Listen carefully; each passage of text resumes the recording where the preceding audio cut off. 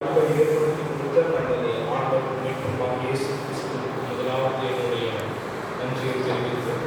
இந்த நாளிலும் ஏற்பட்ட வாய்ப்பை அறிவித்தார். இந்த ஆலயத்தினுடைய ஆயர் தலைவர் அருள்மிகு தெய்வ திருவானதி ஆயர் ஐயா அவர்களுக்கும் 1000 மீண்டும் வந்து உங்களை சந்திப்பதை இருக்கிறது. மிகவும் மகிழ்ச்சி அடைகிறேன். குறிப்பாக இந்த வியாகுல வியாழன்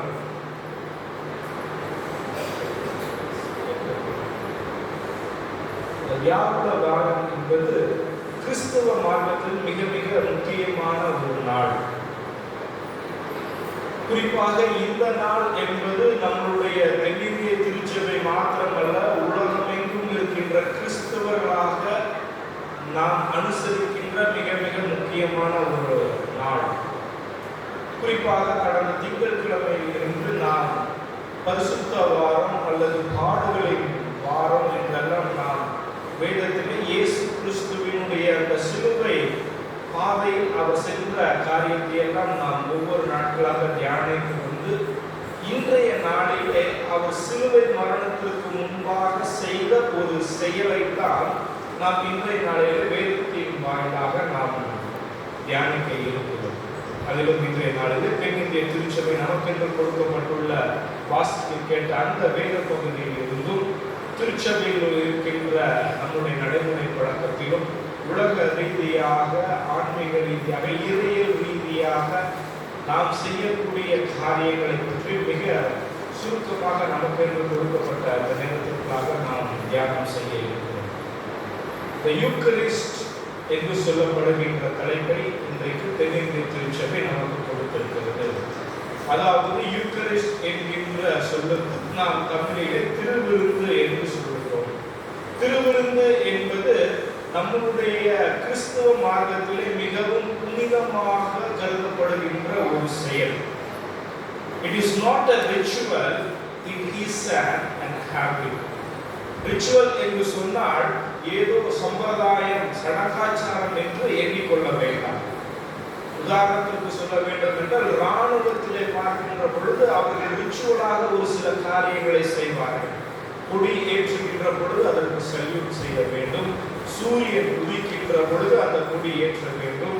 சூரியன் மறைவதற்குள்ளாக அந்த கொடிகளை, தேசிய கொடியை இறக்க வேண்டும் என்று ஒரு கோட்பாடுகளோடு கொண்டுள்ள ஒரு ரூல்ஸ் அண்ட் ரெகுலேஷன். மார்க்கத்திலும் கூட நாம் திருவிருந்தை அனுசரித்து வருகிறோம். அந்த திருவிருந்தை இன்றைக்கு நாம் வாழ்கின்ற இந்த சூழ்நிலையில் அதை நாம் எப்படி பார்த்து கொண்டிருக்கிறோம், அதை நாம் எப்படி அனுசரிக்க வேண்டும் என்பதை தான் திருமறையின் வாயிலாக நாம் தியானிக்க போகிறோம். திருவிருந்து என்பது ஏதோ ஒரு மந்திரமோ அல்லது மாயவித்தையோ உள்ளடக்கிய ஒரு செயல் அல்ல.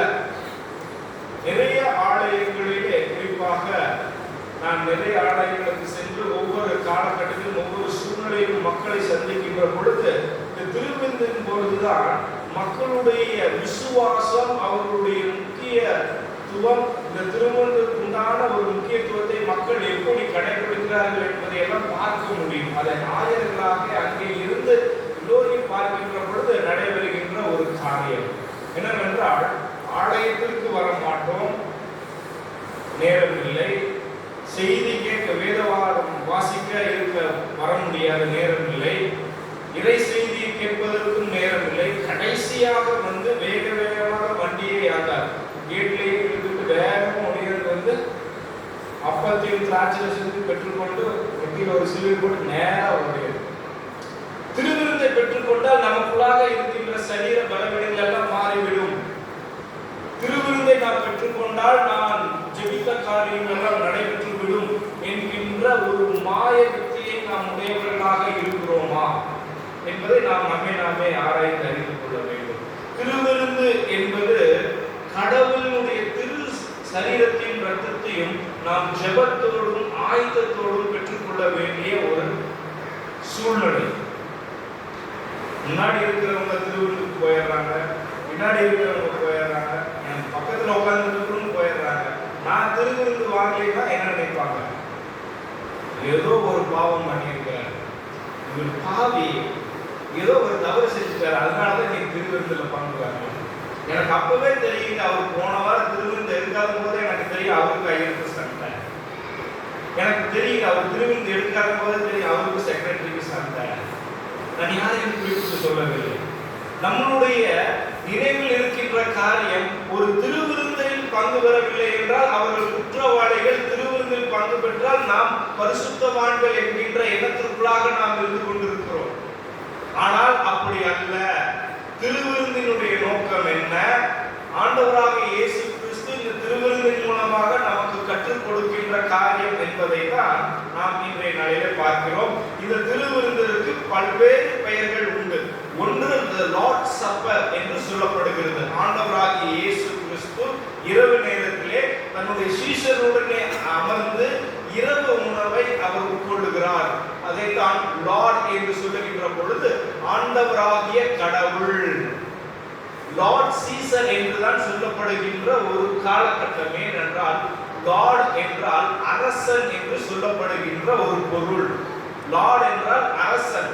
லார்ட் சீசர், சீசர் வாழ்க என்று சொல்லப்படுகிறது. அதைத்தான் தோமா பின்னாட்டிலே பார்க்கின்ற மை லார்ட் மை சேவியர் என்று சொல்கிறார். என்னுடைய கடவுள் உலக ரட்சகர், உலகத்தை ஆளுகிறவர் என்பதை தோமா பின்னாட்டிலே சொல்வதை நாம் புரிந்து கொள்ள முடியும். லார்ட் என்று சொல்லப்படுகின்றது கடவுளை உண்டான ஒரு பெயர். அவர் ஆளுகை செய்கிறார், ஒரு அரசனுக்கு உண்டான ஒரு சொல். சப்பர் என்பது நமக்கு நன்றாக தெரியும். ஆங்கிலத்திலே இரவு உணவுக்கு உண்டான பெயர். இரவிலே அவர் உட்கொள்கின்ற போஜனம் ரா போஜனம் என்று நாம் சொல்லுகிறோம். இன்னுமாக இரண்டாம் போப் ஜான் பால் அவர்கள் இதை எப்படியாக சொல்லுகிறார்